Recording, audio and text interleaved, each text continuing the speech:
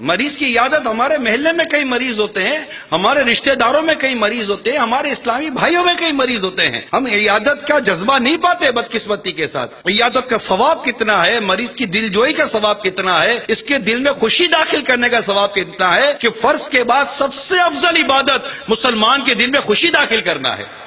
اور اس معاملے میں اس سے بے حس ہوتے چلے جا رہے ہیں کہ گھر میں ماں بیمار ہے تو بیٹے کو فرصت نہیں ہے ماں کو پوچھے، باپ بیمار ہے تو بیٹے کو فرصت نہیں ہے باپ کو پوچھے. یار ماں باپ تو پوچھتے ہی ہے بچوں کو، اس کی طبیعت خراب نہیں بھی ہوتی تب بھی پوچھتے بیٹا تو کیسا ہے. ارے بیٹے کبھی ماں باپ کو پوچھا کہ ماں باپ سے امی آپ کی طبیعت آج کیسی ہے، آپ کیسی اپنی جگہ پر ہے، تھوڑا سا آج کا اضافہ کر دو. امی آج آپ کی طبیعت کیسی ہے، ابو آج آپ کی طبیعت کیسی ہے. حضرت سیدنا ابو ہریرہ رضی اللہ تعالیٰ عنہ کے بارے میں نے پڑھا کہ جب بھی گھر سے نکلتے تو والدہ کا کمرہ یا والدہ کا گھر ساتھ ہوتا تھا. اب روزانہ اپنی ماں کی طبیعت پوچھتے ہوئے جایا کرتے تھے، روزانہ ڈیلی کا معمول. تو اللہ کرے ہمیں بھی نصیب ہو جائے. گھر میں رہتے ہیں یار، یعنی ہم اٹھے ہیں، ماں نے ناشتہ بھی دیا ہے، لیکن ماں کی طبیعت اٹھنے کے بعد بھی نہیں پوچھتے امی آپ کی طبیعت کیسی ہے، امی آپ کیسی ہو.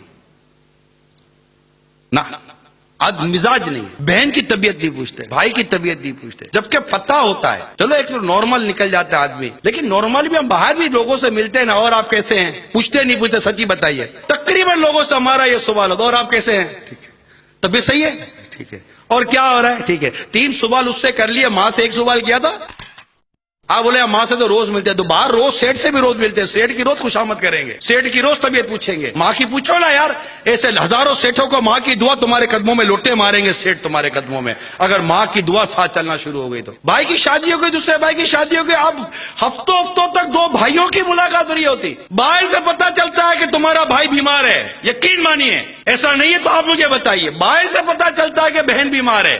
یعنی اسپیشلی شادی کے بعد تو اولاد جیسے ماں باپ سے لا تعلق سی ہو جاتی ہے، شادی کے بعد جیسے بھائی بہنوں سے لا تعلق سی ہو جاتی ہے. بلڈنگوں میں رہتے ہیں، آپ کا پڑوسی بیمار ہے آپ کو نہیں پتا ہوگا، آپ کی عمارت کے اندر نہ جانے کتنے مسلمان بیمار ہوتے ہوں گے، لیکن ہمیں مریض کی عیادت کا ذہن نہیں ہے. ہم عام لوگوں کی غم خواری سے ایسے گئے کہ آج ماں باپ کی بھی غم خواری سے چلے گئے.